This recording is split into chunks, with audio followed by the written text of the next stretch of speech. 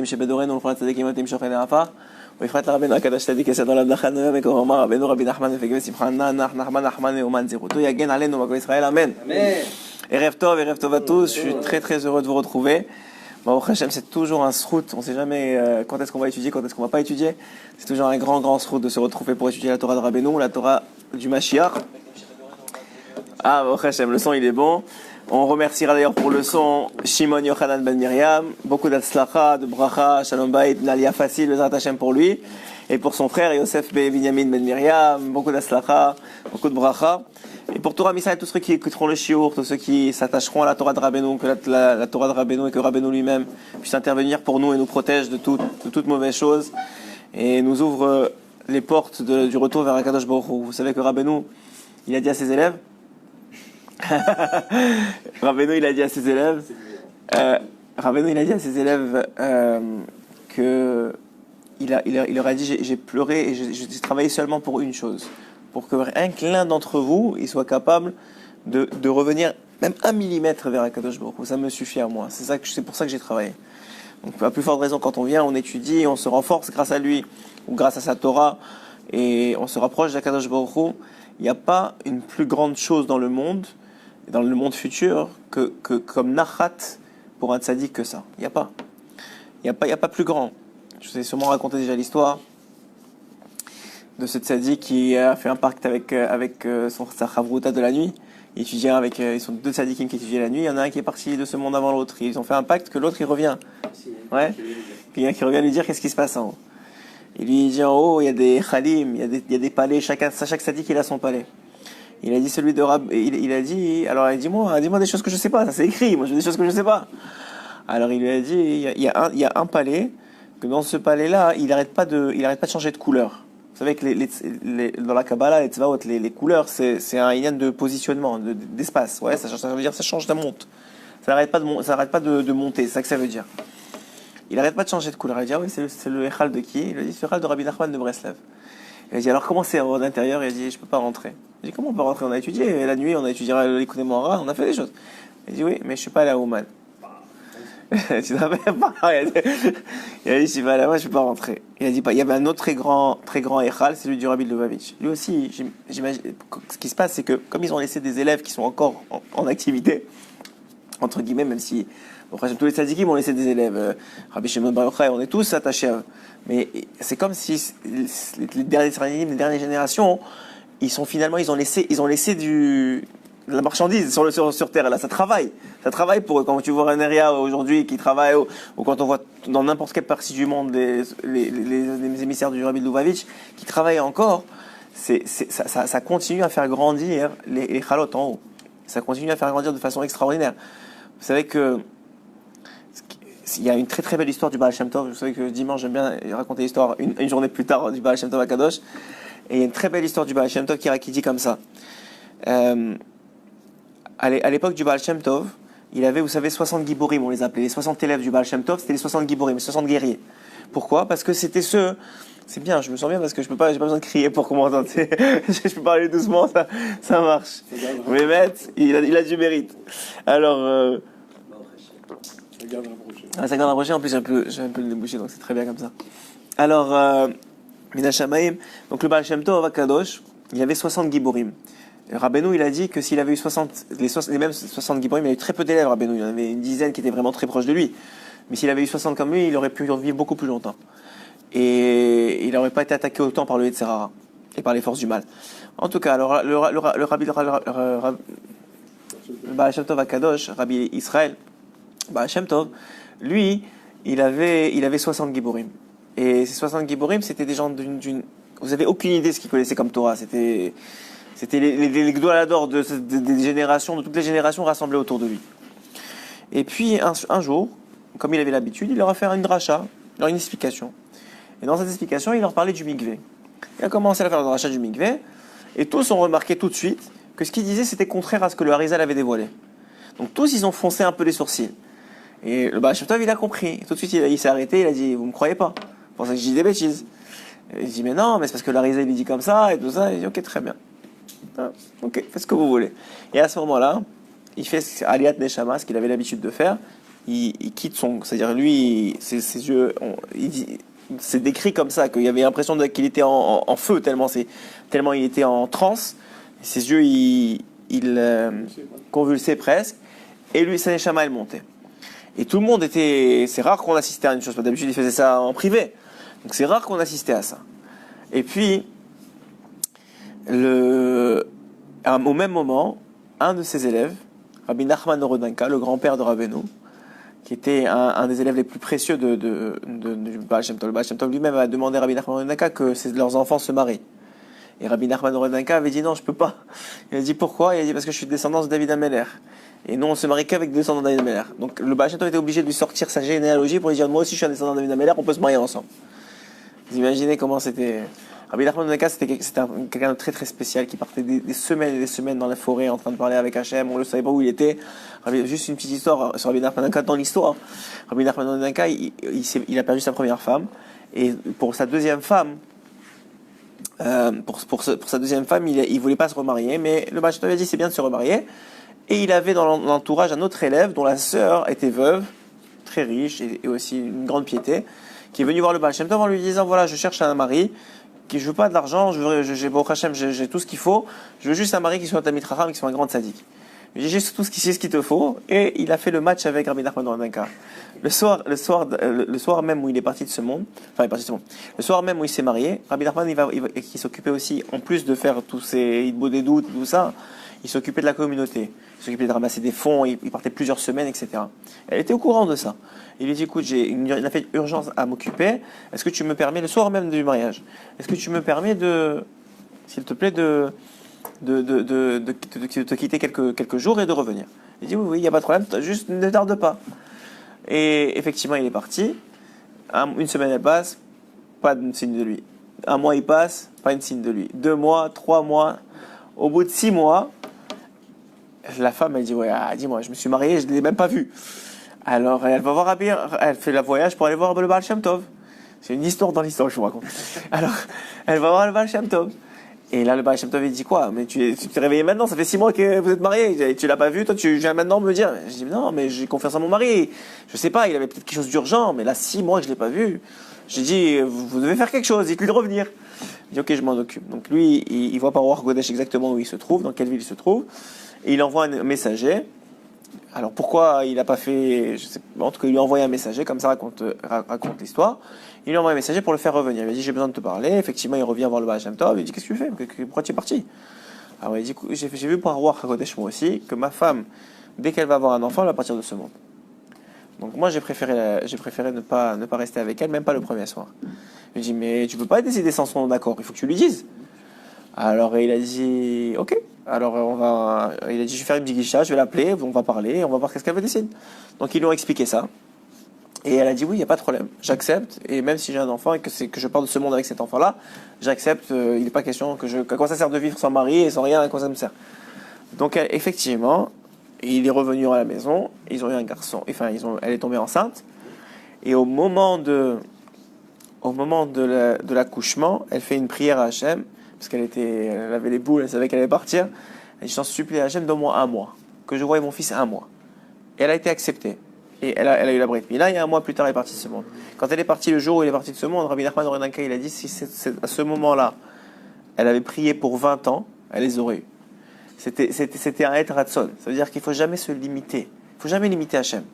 Jamais, tu ne sais pas quand est-ce qu'il y a un moment qu'il va accepter, alors pourquoi 1 mois ou 20 ans, c'est quoi la différence pour Hachem? Et Rabbi Nachman Orodenka, il a dit, dommage qu'elle n'a pas prié 20 ans.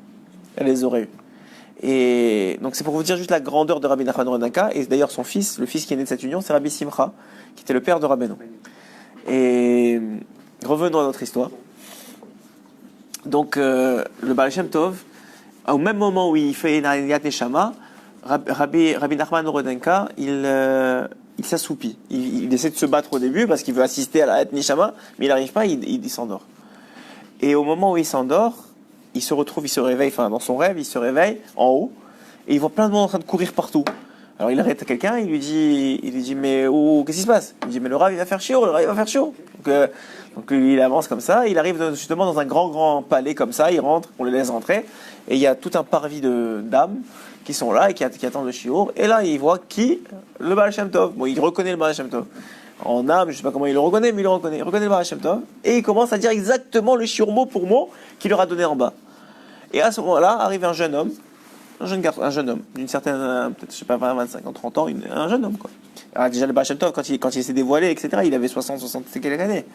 Donc le jeune homme, il arrive, il commence à poser des questions au Baal Shem Tov, mais non, mais comme ça, comme ci, comme ça, il commence à poser très très pointu dans la Torah, sur le sujet du mikveh, et au bout d'une longue discussion, le jeune homme, il dit, effectivement, il a raison. Alors le rabbin Nachman Rodenka, il se retourne vers la personne en face, à cause de lui, et il dit, c'est qui ce jeune homme? Il dit, tu vois, tu connais pas, mais c'est le Harizal. Pour dire en haut, c'est pas qui est vieux, qui est jeune, on connaît pas ces choses-là, on sait pas.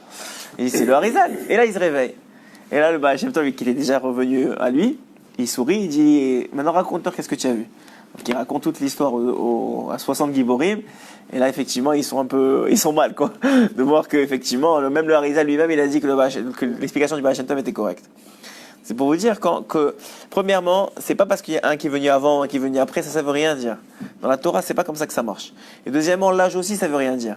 Rabbeinu, il a écrit un conte, où là-bas, il explique, et où il raconte qu'ils se sont retrouvés, c'était une sfina, un bateau, il s'est échoué, ils se sont retrouvés tous dans une île déserte, et chacun, il dit, c'est qui le plus vieux? Ils se sont rendus compte que c'était le bébé le plus vieux, parce que c'est lui qui avait la plus grande mémoire, et il se rappelait des choses avant sa création.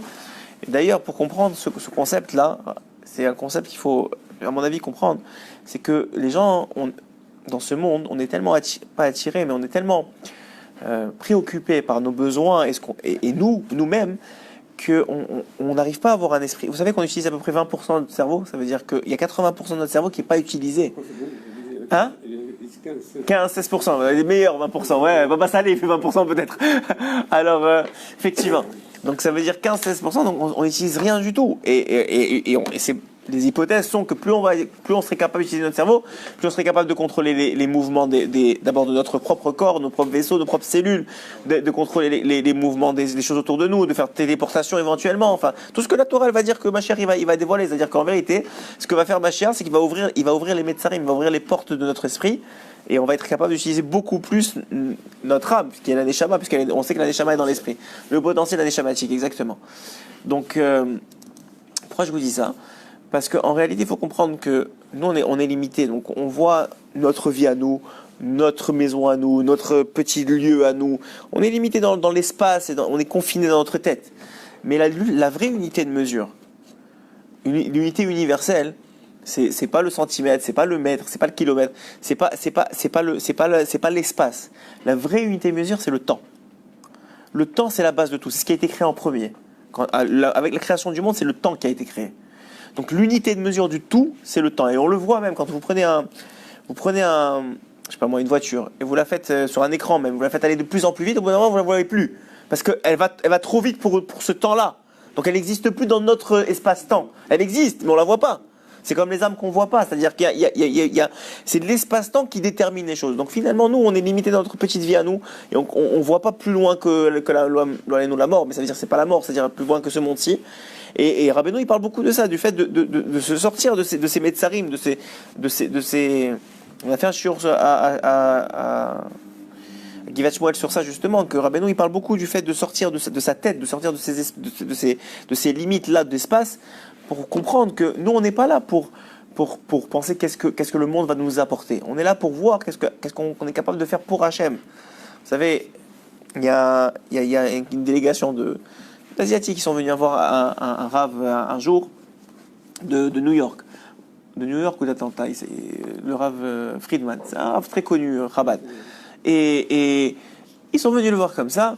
Ils ont commencé à lui parler d'athéisme et de bouddhisme, etc. Alors il leur a dit le bouddhisme, c'est la philosophie qui explique la vie, qui explique comment ça marche. Mais la Torah, c'est ce qui explique pourquoi la vie. Et c'est complètement différent. La Torah, ça vient te dire pourquoi. Qui peut te dire pourquoi? Seulement le créateur du monde. Celui qui a créé, c'est pourquoi. Nous, dans plusieurs écoutes, on a dit qu'est-ce qu'Hachem a pensé quand il a fait la première fois la terre et quand il a créé le monde et pourquoi il a fait ça. Nous, on connaît le pourquoi. Eux, ils sont c'est une philosophie. C'est-à-dire, c'est ce que leur a légué Avraham Avinu, les enfants de Ketura. C'est eux qui ont reçu ça. Cette philosophie de comment ça marche la vie. Mais le comment ne vient que parce qu'il y a un pourquoi. Et celui qui ne connaît pas le pourquoi, alors il est limité dans sa tête, à sa vie, à son espace, à ce qu'il a besoin. Mais on n'est pas là pour prendre, on est là pour être capable de donner. Une fois qu'on est capable de donner, de toute façon tu prends. C'est ça prendre en vérité dans la Torah. C'est la capacité à donner. Quelqu'un qui vient, alors que, comme tu as dit, quelqu'un qui vient dans un chiot, etc., il aurait tzedaka, faire autre chose. Quelqu'un qui donne la tzedaka, alors il aurait pu faire autre chose avec l'argent. Tout ça, cette capacité de don, c'est ça la vie. C'est ça qui justifie le pourquoi. Alors ça, c'était l'introduction que je voulais vous donner aujourd'hui. On va reprendre l'écouté Moran 19, et en reprenant l'écouté Moran 19, on va se rendre compte d'un sujet qu'on avait peut-être déjà abordé, mais on va le rentrer en détail. On va juste reprendre les quelques notions, les quelques notions qu'on a vues jusqu'à maintenant. On a premièrement dit qu'on parlait du Lashon HaKodesh, on a fait plusieurs cours dessus. On a premièrement dit qu'il y a un grand inyan de garder sa langue, et de parler en Lashon HaKodesh, en langage de Torah, en langage hébraïque originel, mais aussi en langage de Torah, et que le pouvoir est tellement grand de ce langage-là qu'il donne naissance à des choses, il crée. C'est le nom du kos, c'est comme on le dit à chaque fois, la combinaison des lettres qui forment le mot kos qui crée la réalité kos. C'est ça qui crée la réalité. Si le verre s'appelait autrement, il n'aurait pas la même forme, il n'aurait pas la même couleur. Et Rabbeinu va rentrer dans l'alimentation. Il va dire que si un aliment il est doux, ça vient dans la combinaison des lettres qui le forment. Si un aliment il est sucré, si un aliment il est piquant, ça vient dans la combinaison des lettres qui le forment. Il va même nous donner quelques hints sur les lettres qui vont donner le piquant et les lettres qui vont donner le sucré. Donc tout est créé par le Lashon HaKodesh. Et on avait expliqué que le Lashon HaKodesh est dimensionné et conditionné par l'abrit.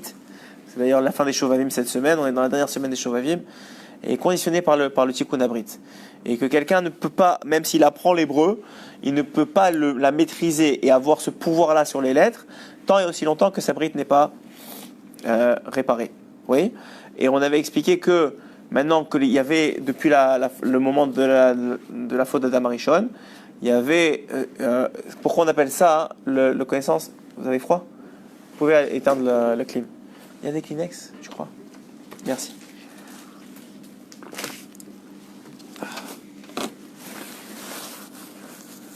Depuis la faute d'Adam Arishon, on appelle ça l'arbre de la connaissance du bien et du mal. C'est quoi la connaissance dans la Torah? Où est-ce qu'on voit le concept de connaissance dans la Torah?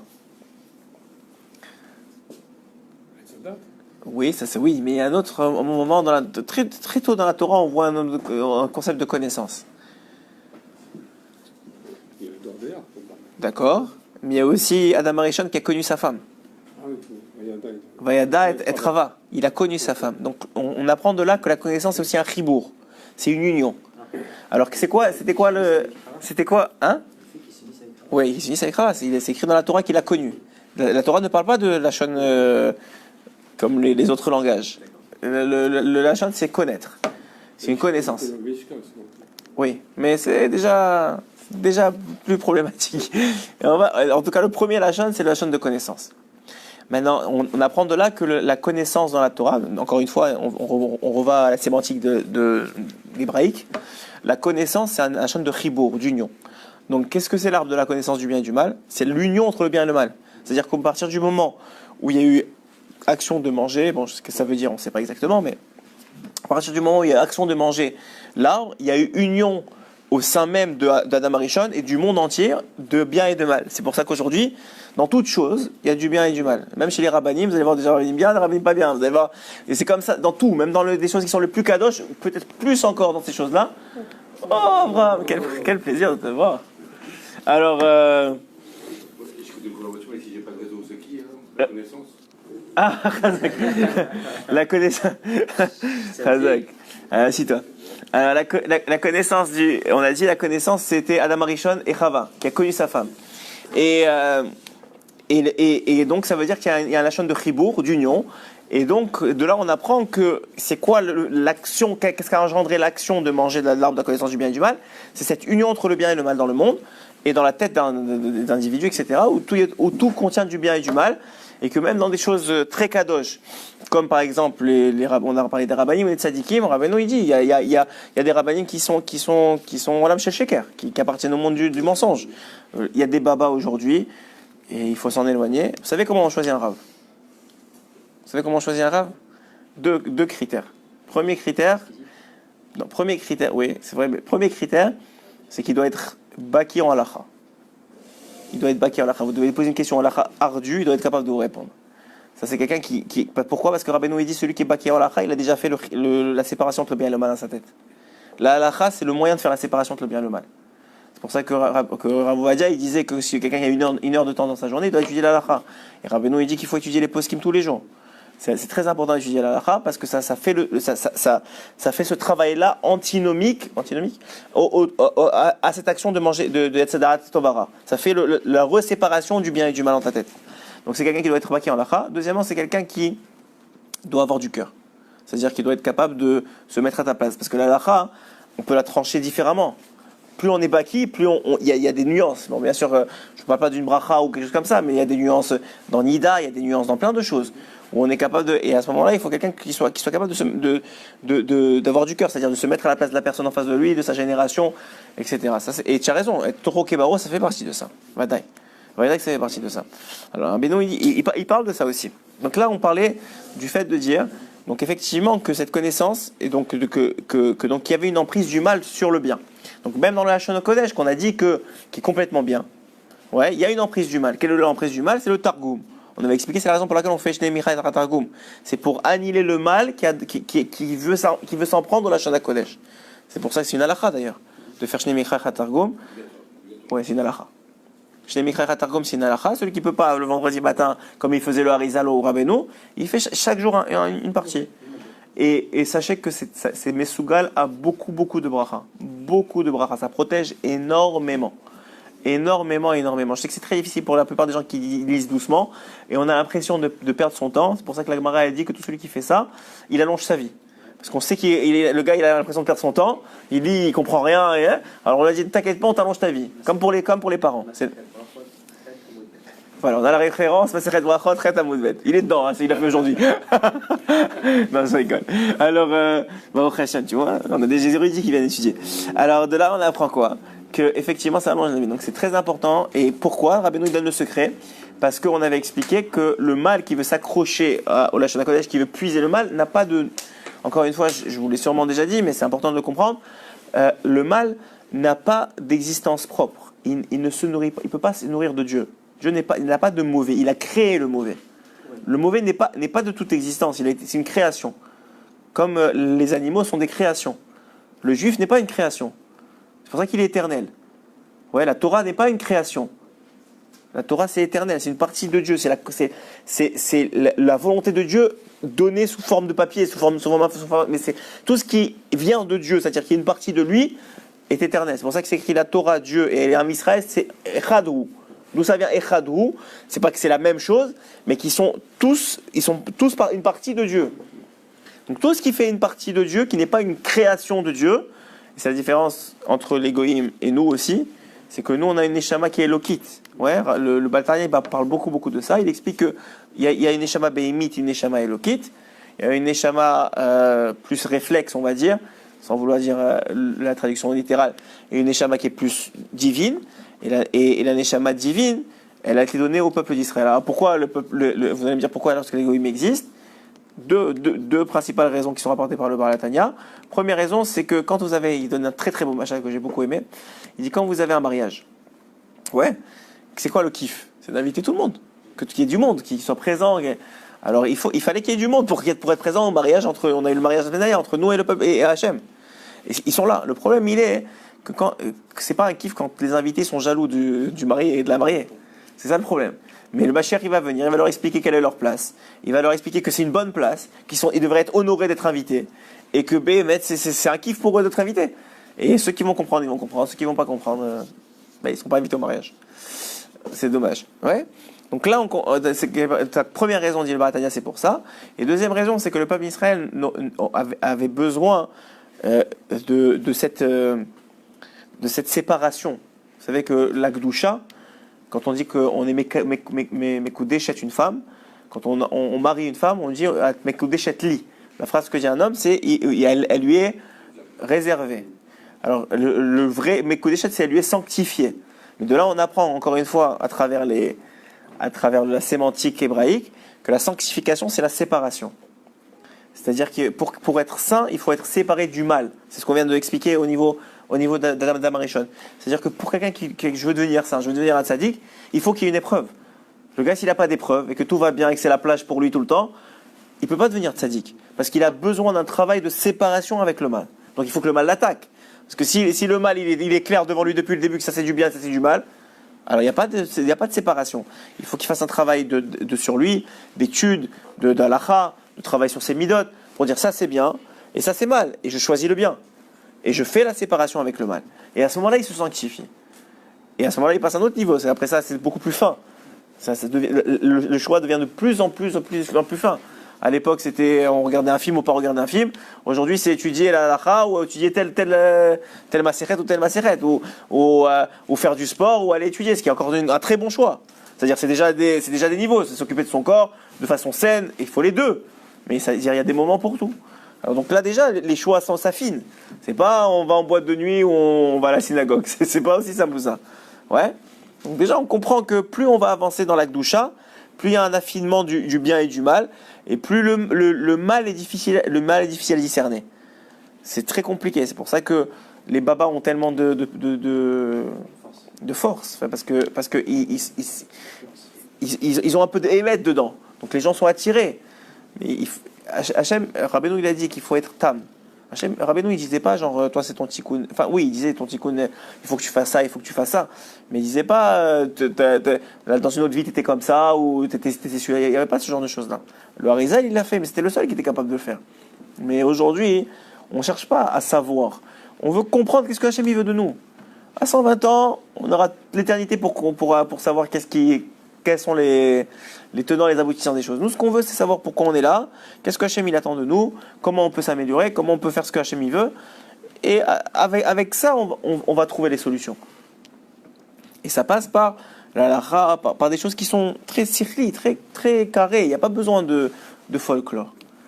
Et maintenant, il y a des tzadikim, il y a des kabbalistes qui sont des vrais tzadikim, des vrais kabbalistes qui vont te guider. Par exemple, est-ce que tu dois monter en Israël ou pas? Est-ce que tu dois changer de travail ou pas? Bien sûr que plus tu as Rabbeinu il dit que quand tu es vraiment malade, il te faut un très très grand médecin. Donc il te faut des très grands rabbanim. Aujourd'hui, il y a Rav Kanievski ou d'autres qui sont des sommités connues, que personne, il n'y a pas de contestation, il n'y a pas de marloquet. Donc là, on est capable de rester.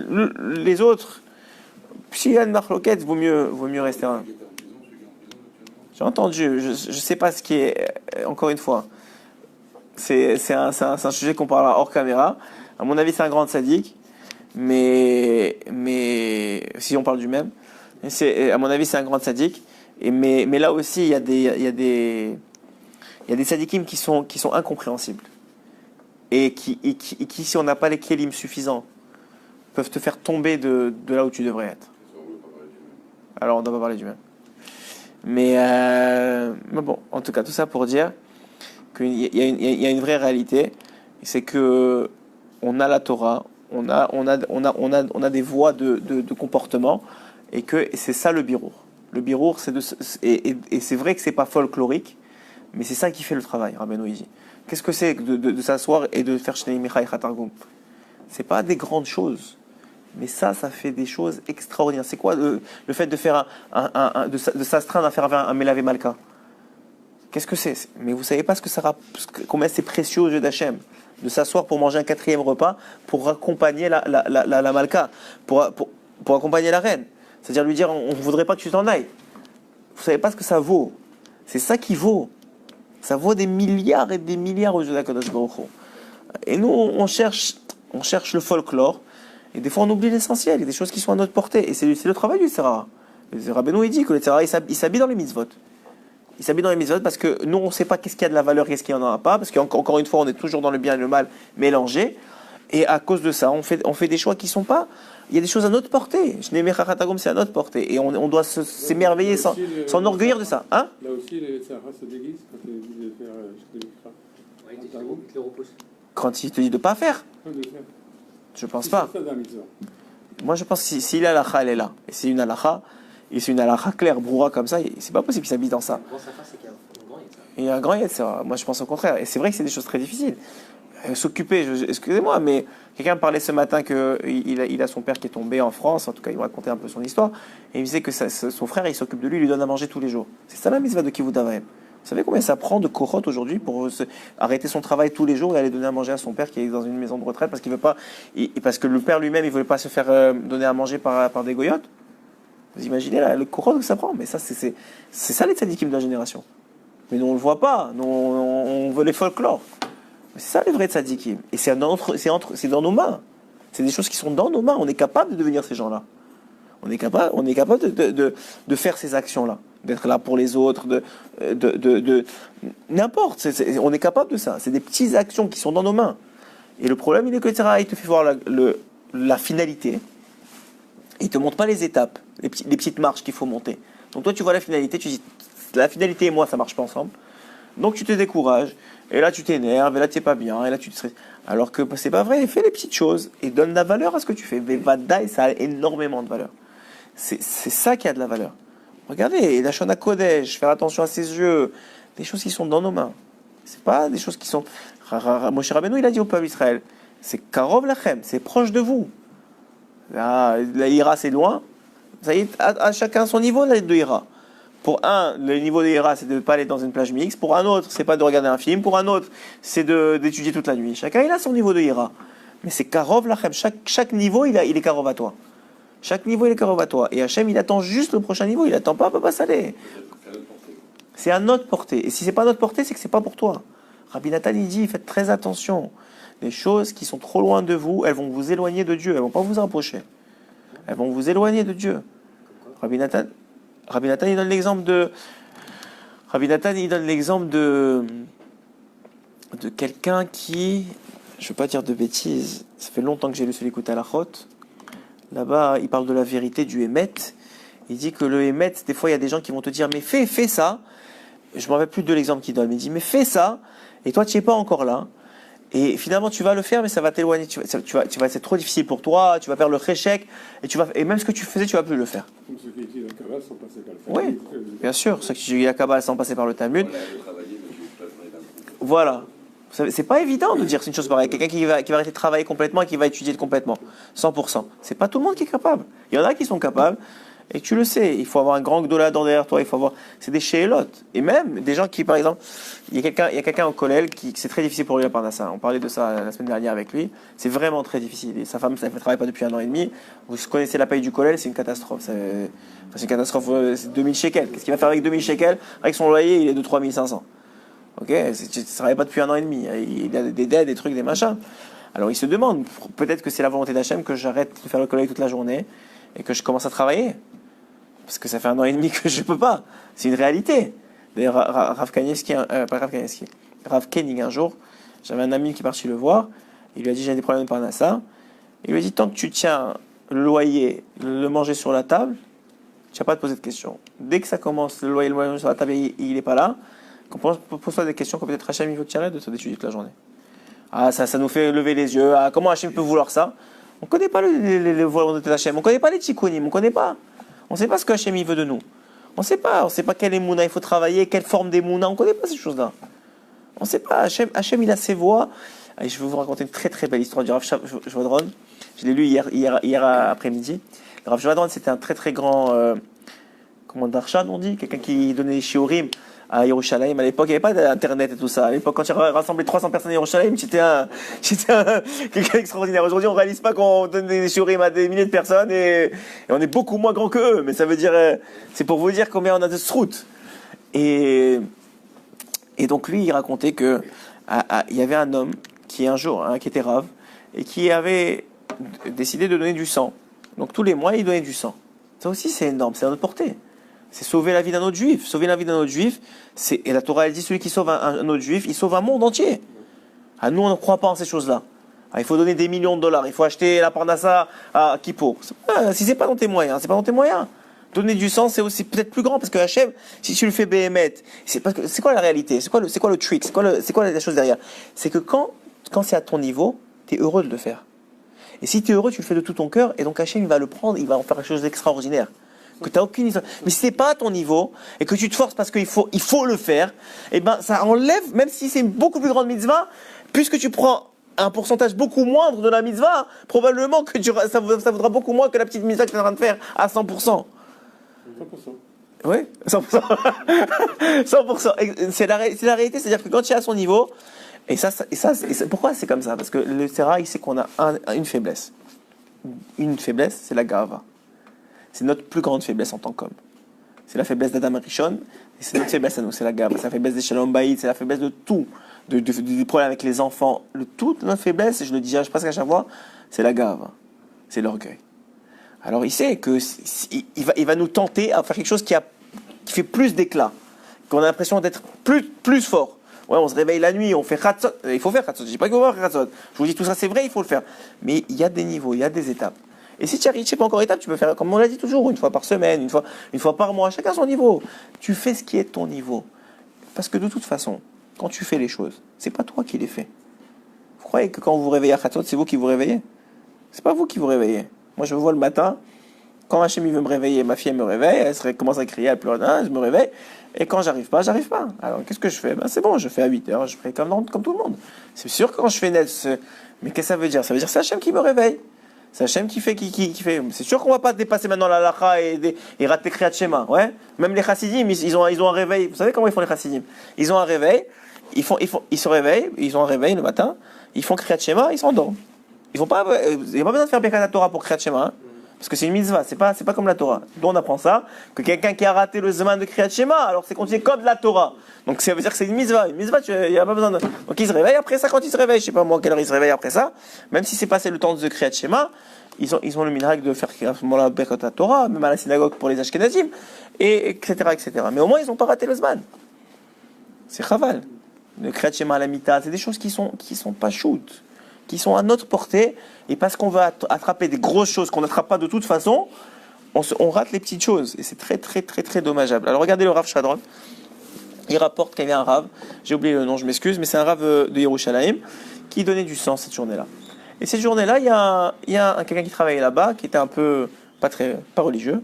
Enfin, religieux, ça veut rien dire, mais ça veut dire qu'il n'était pas pratiquant, qui respectait pas la Torah ou mitzvot, qui vient le voir, et c'était Parashat Mishpatim, justement, je disais ça parce que c'était Parashat Mishpatim. Alors, c'était Parashat Mishpatim, il vient le voir et il dit, je comprends ne pas voler, je comprends ne pas tuer, je comprends ne pas mentir, je comprends ne pas convoiter, même si convoiter, c'est déjà une question. Comment on peut empêcher quelqu'un d'avoir un sentiment dans le cœur? Bon, c'est Ibn Ezra qui pose la question, peut-être on y répondra ce soir. Mais, on va dire, ça je comprends. Mais pas porter du lin et de la laine ensemble, ma evdel, c'est quoi la différence? Qu'est-ce que ça change? Alors, ce Rav-là, lui était professeur dans une école, il avait l'habitude de ce genre de questions-là, il a répondu à quelque chose que j'ai trouvé très très très beau. Il a dit, je vais te donner un machal. Il y avait un roi, et ce roi-là, il avait 7 fils.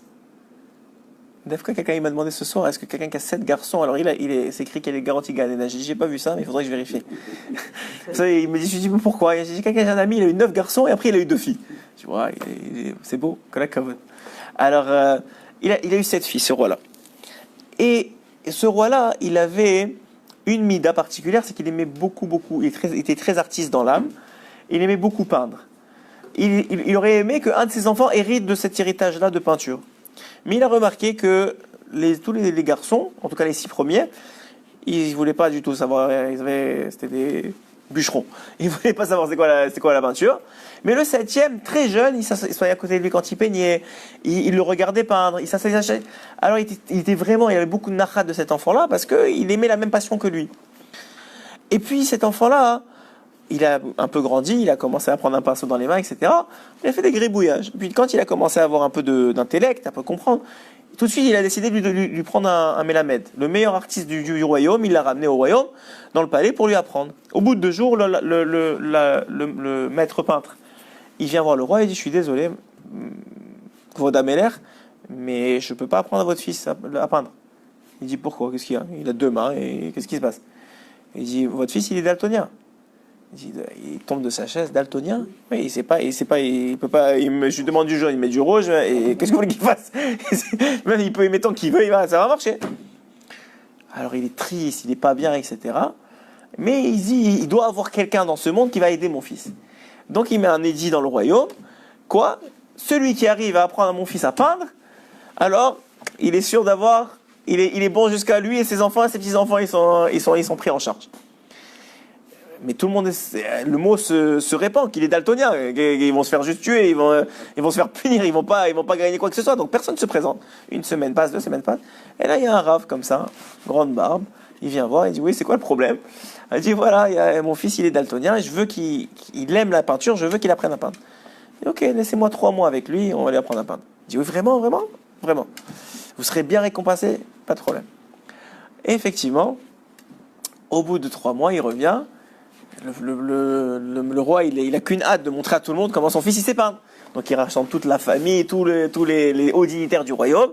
Il lui met la, comment on appelle ça, la toile, merci, la toile devant lui, et il commence à peindre. Au début, ça a l'air de rien du tout. Il met du rouge là, du bleu là, rien n'a l'air de coordonner. Et finit la peinture, magnifique. Un paysage, ça a l'air réel tellement c'est beau. Il est content, il est heureux. Premier chèque, il le donne au rabbin. Il lui assure la communauté juive. Ils sont tous bien. Il les protège et tout. Deuxième semaine, la même chose. Troisième semaine, la même chose. Au bout de 2-3 mois, toutes les semaines, il présente une nouvelle peinture. Au bout de 2-3 mois, qu'est-ce qui se passe? Il commence à peindre et ça sort une catastrophe. Alors ils appellent le Rav. Il dit qu'est-ce qui se passe? C'est quoi? C'est une pilule que tu lui as donnée, elle s'est arrêtée, c'est quoi l'histoire? Ça marche plus? Alors il lui dit non, la réalité c'est pas ça. La réalité c'est que toutes les peintures qu'il a faites jusqu'à maintenant, moi je lui avais tracé des petits pointillés que vous voyez pas, et j'avais mis des numéros sur les cases, et lui il avait juste à associer les numéros avec les couleurs. Donc ça c'est ce qu'il faisait. Mais votre fils, il a dit qu'il a plus besoin de moi. Il veut plus que je fasse les numéros, il a décidé de les faire tout seul. Il lui dit ça, c'est nous. Hachem, c'est le créateur. Il sait exactement quelle couleur va. Alors pour nous, ça fait pas de sens, parce que nous, on fait juste le haut à droite, et lui, il fait le bas à gauche, et l'autre, il fait le centre. Il sait pas, ici, il y a du bleu, ici, il y a du vert, il comprend pas. Et nous, on est des daltoniens, on sait pas ce qui se passe dans le monde. On connaît pas on voit pas la vision élargie du tableau final. Donc nous, on comprend pas qu'ici, il faut mettre du bleu, ici, mettre du blanc. Mais alors, il y a ceux qui disent, on a de la émouna, on sait qu'Hachem c'est le créateur, il connaît la finalité, il sait ce qu'on fait, donc il nous a donné 1 c'est B, 1 c'est rouge, 2 c'est 3, nous on suit comme il faut, on fait juste placer ce qui a besoin d'être placé. Et il y en a d'autres qui ont dit non, on veut faire ça tout seul. Mais le problème c'est que non seulement ils peignent mal, mais en plus après il faut effacer derrière eux et repeindre derrière eux. Donc c'est encore pire. Donc j'ai trouvé ce machin très très beau. Il a répondu. Et d'ailleurs, l'histoire raconte que cet homme-là, il a fait tchouva pour Hachem grâce à ce machin-là. Donc des fois, c'est juste une question de donner du sang. Hein? Il devait peintre. Il est en bâtiment. Vas-y, tout blanc, 3 couches, toute ta vie. Vous savez que Rabbeinu, il dit ça. Rabbeinu, il dit ça ou un de ses élèves? Un de ses élèves, je pense. Un de ses élèves, il racontait l'histoire suivante. Enfin, c'était un machal. Il disait que il y avait un homme on lui avait dit, on avait fait une sélection pour engager quelqu'un pour remplir un seau d'eau. Toute la journée, il faisait que remplir un seau d'eau. Mais il remarquait que le seau d'eau, il se débordait pas. Au bout de 3 jours de travail, mais il se faisait payer. Tous les jours, il se faisait payer. Au bout de 3 jours de travail, il réalise qu'il y a un trou dans le seau. Il se dit, ça sert à rien. Pourquoi je fais ça? Donc il arrête. Il continue à se faire payer. Et puis au bout de quelques jours, le maître du chantier, il vient le voir. Et il lui dit, mais dis-moi, on t'a payé pour remplir de l'eau. Il dit, mais ça sert à rien, il y a un trou. Il a dit, mais dis-moi, on t'a pas dit s'il y a un trou. Il n'y a pas un trou, t'as payé pour remplir de l'eau. Nous, on est en train de filmer un film, on a besoin de quelqu'un qui remplit de l'eau. Maintenant, toi, tu t'es arrêté de remplir de l'eau, on peut plus filmer le film comme il faut. Alors c'est tout, maintenant, t'as pas dit, il n'y a pas un trou. Qu'est-ce que ça change? Toi, t'es payé pour remplir de l'eau, t'es pas payé pour vérifier s'il y a un trou, il n'y a pas un trou. Pourquoi tu mets ton cercle dans l'histoire? Hachem, c'est ce qu'il fait. Nous, on n'a pas besoin de savoir. Alors c'est vrai que ça touche notre gava. Quand même, on est des hommes. On doit comprendre, on veut savoir. Ouais. Alors il y a des choses qu'il nous a laissé savoir parce qu'il veut qu'on soit motivé, qu'on comprenne qu'on ait des preuves d'une réalité. Mais à la fin de la journée, on sait rien. Même ce qu'on sait, on sait pas. Et même ce qu'on sait pas, on sait. On sait pas non plus. Hein? Il y a des trous partout. Il y a des trous partout. Nous, on remplit, on se dit, mais ça sert à rien. Et comme ça, Hachem, il sait ce qu'il fait. Et ça, c'est une réalité dans toute situation de la vie. On n'a même pas commencé le shiur, mais on va le finir parce qu'on n'a pas tellement le choix.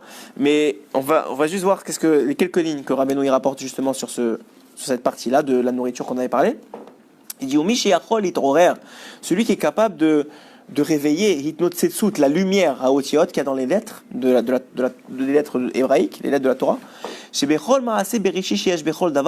Dans tout acte créé, il y a la lumière des lettres qui l'ont créé. Ouais, on a dit Aed, c'est Aïn Tzadik, c'est ça la lumière qui a fait que ça ressemble à un arbre. Maintenant, si tu avais les yeux pour voir, tu verrais la sève qui monte et la sève qui descend et comment le Aïn et le Tzadik ils font pour que l'arbre il marche.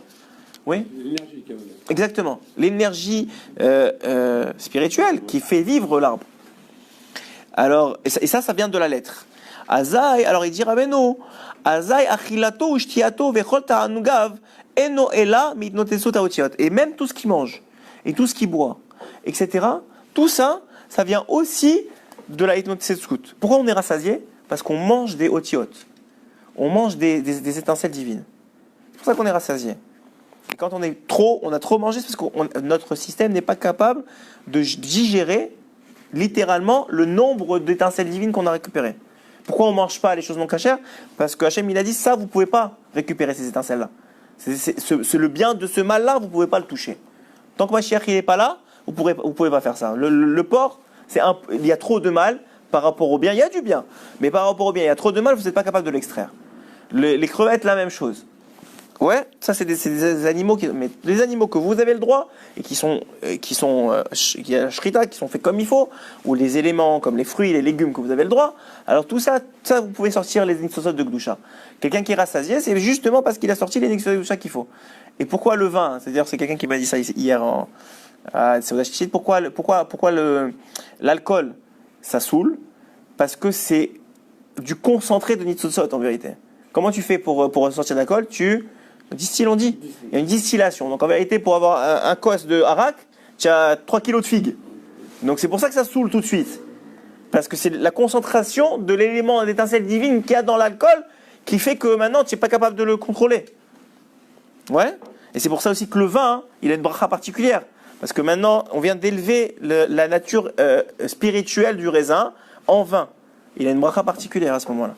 Qui est pour réparer Geffen, il a aussi une prépondérance particulière dans l'ordre des brachot, etc., etc. Donc tout a une source spirituelle, et le secret de Rabbeinu dans Silikut Moran, c'est que la source spirituelle vient des lettres qui forment son nom.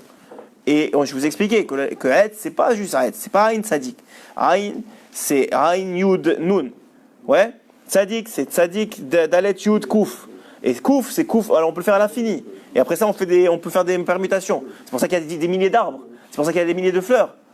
Ouais, c'est-à-dire que chaque chose, elle a sa propre permutation qui lui permet de faire sa fonction à elle. C'est pour ça qu'il y a des arbres qui donnent des fruits, il y a des arbres qui ne donnent pas des fruits.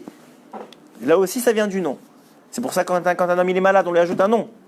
Pourquoi? Pour lui ajouter, et Rabbeinu il dit, tu lui ajoutes un mazal, tu lui ajoutes un nouveau tikkun. Donc il est obligé de rester pour finir le tikkun. Chaim. En général, c'est Chaim. Mais des fois, si vous demandez à le Rav Kanssi, des fois, il n'ajoute pas Chaim. Des fois, il ajoute d'autres noms en fonction du tikkun de la personne. Vous savez, j'ai déjà vu certaines personnes qui ajoutaient d'autres noms que Chaim. Mais la façon générale, c'est d'ajouter Chaim. Oui. Donc là, il dit pour la boisson, pour l'alimentation, c'est comme ça. Et il va donner un exemple de Boaz dans la Torah. Vous savez que Boaz, c'était l'arrière-grand-père du Mashiach. C'est lui qui va prendre Ruth pour femme. Ruth qui est donc cette Moabite qui va suivre sa belle-mère et va venir en terre d'Israël et va se marier avec Boaz et va se convertir et se marier avec Boaz. Et donc il va donner cet exemple-là, il va dire Vayochal vayesh vaïtav libo ainu bechinat totsetsu. C'est quoi qu'il a mangé? C'est de la Torah, enfin pas la Torah, la Megillah de Ruth dit Boaz il a mangé, il a bu et son cœur fut content. Ouais. C'est quoi cette histoire de fut content? Il a mangé, il a bu, il fut content, Rachid dit là-bas, parce qu'il va faire Birkat Amazon. Il est content. Pourquoi on remercie Hachem? Parce qu'on est content d'être rassasié. Mais pourquoi lui, il est content? Parce que lui, il a un niveau de tzaddik. Donc il comprend qu'il vient de récupérer les sosot qu'il faut, etc. D'ailleurs, je l'ai dit dans un autre shiur, mais ça vaut la peine de finir sur ça. Vous savez qu'il y a une grande différence entre l'homme et la femme. Vous savez quand... Oui, tu sais ça. Non, tu es marié, tu sais. Alors, hein? Plus qu'une différence. Mais il y a une grande différence dans la femme. Vous savez quand est-ce que vous vous en rendez compte? Quand vous allez faire les courses. Vous allez faire les courses avec... Tu as entendu ça? Quand vous allez faire les courses avec votre femme. Non, je n'ai pas entendu. Ah, ok. Quand vous allez faire... Il a expérimenté. Quand vous allez faire les courses avec votre femme, quand toi tu vas faire les courses tout seul, elle te fait une liste, t'achètes des bananes, des pommes, etc. Tu ouvres ton sac, tu remplis. Ouais. Quand la femme elle va faire des courses, elle va acheter par exemple des tomates. Elle prend la tomate, elle la regarde. Non, pas celle-là. Ouais, celle-là. Non, pas celle-là. Ouais, celle-là. Pourquoi? Elle ne sait pas pourquoi. Vous faites ça? Vous avez un peu fait un truc féminin alors. Il y a comme ça. Toi aussi tu fais ça? Bah, dis-moi, c'est quoi? Attends, tu achètes des beaux fruits, tu vas pas acheter n'importe quoi aussi. Non, d'accord, mais ça veut dire même des fois. Ok, les fruits c'est peut-être un mauvais exemple. Tu vas acheter des habits, ouais. Tu vas acheter des habits, ouais.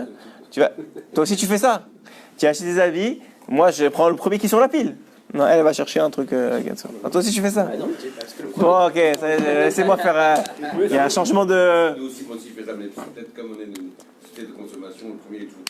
Ah. Exactement, c'est par rapport à ça. Ah, ok. Non, mais je sais pas pourquoi celui-là en particulier. En tout cas, Rabbeinu, il explique Mederer Klal que ce qu'on appelle la Bina Yetera. La Bina Yetera, c'est qu'il y a un discernement supplémentaire des associations de Gloucha. C'est-à-dire qu'une femme, normalement, elle a une Bina Yetera, donc elle sait que tel fruit, il va être bon pour sa famille, tel fruit ne va pas être bon. Tel habit va être bon pour son fils et tel habit ne va pas être bon. C'est que, même s'il a la même fabrique, il vient de la même provenance, etc., ça, c'est ce qu'il faut. Ça s'appelle Bina Yetera. Ça s'appelle ce discernement supplémentaire qui vient à travers. Mais alors maintenant, ça c'est de façon générale. Mais le secret, dit Rabbeinu, c'est que si la femme elle savait, elle saurait que c'est les lettres qui forment et les combinaisons de lettres qui forment l'élément qu'elle est en train d'acheter qui lui fait qu'elle a une assurance pour cette chose-là. C'est vrai pour les maisons, c'est vrai pour tout. Alors donc de là on voit combien tout a une explication, bien sûr, mais qui n'est pas à notre portée. Quand c'est fabriqué et produit par l'église. Oui, même, bien sûr. Tout élément créateur a besoin de tikkun. Tout ce qui existe dans le monde, ce monde c'est le monde du tikkun, de la réparation. Donc tout ce qui est créé dans ce monde-ci a besoin de tikkun. Donc s'il a besoin de tikkun, le tikkun vient par le fait de. C'est quoi le tikkun? C'est quoi? Vous allez apprendre une définition maintenant. C'est quoi un tikkun? Un tikkun, c'est quoi la réparation? C'est quoi la réparation? On vient de dire c'est que la faute originelle, c'est le mélange du bien et du mal. Donc la réparation, c'est sortir le bien du mal. C'est ça la réparation. C'est ça le tikkun. Même nous, notre tikkun à quoi? C'est de tikkun amidot. C'est de sortir de la colère et de garder le. C'est ça le tikkun. On dit j'ai un tikkun. C'est quoi le tikkun? Tikkun, ça veut dire sortir le bien du mal, séparer le bien du mal. C'est ça le tikkun. Donc maintenant, quand tu fais une bracha sur l'eau, et que je la bois, et que j'étudie la Torah grâce à elle, et que j'ai conscience de ça, et que j'ai fait la ben bracha avec les trois parties, etc., j'ai fait tikkun de l'eau. C'est-à-dire que j'ai pris le bien de l'eau, et le mal va aller, sauf votre respect, aux toilettes. Ouais? C'est ça. Pourquoi il y a des déchets? Pourquoi la manne, il n'y avait pas de déchets? Parce qu'il n'y avait pas besoin de tikkun pour la manne. Ok? Mais ça, oui, il y a du bien, du mal. Ouais? Pourquoi la manne, il n'y avait pas besoin de tikkun? Parce que ça venait directement de Shamaïm. Ouais, c'était le lechem min hashamayim, il faisait la bracha lechem min hashamayim, ça venait directement d'Hachem. Ouais, kulo kodesh. Lechem min haaretz, vous ne pouvez pas le dire. Il disait pas lechem min haaretz, il disait lechem min hashamayim. Oui. C'est ce qu'ils leur apprennent à Kitten Garden, là, en Kita Aleph. C'est-à-dire vraiment. Ouais, jardin d'enfants, et tu sais comment on appelle avec le hashamayim, c'est comme ça, ils rentrent le vendredi, vous savez. Donc Bémet, c'est comme ça. Donc savoir, tikkun, c'est sortir le bien du mal. Et plus on va travailler sur nous, on va travailler notre conscience, nos halachot, on va respecter la Torah, la volonté d'Hachem, plus on va être capable de faire ce travail. Voilà.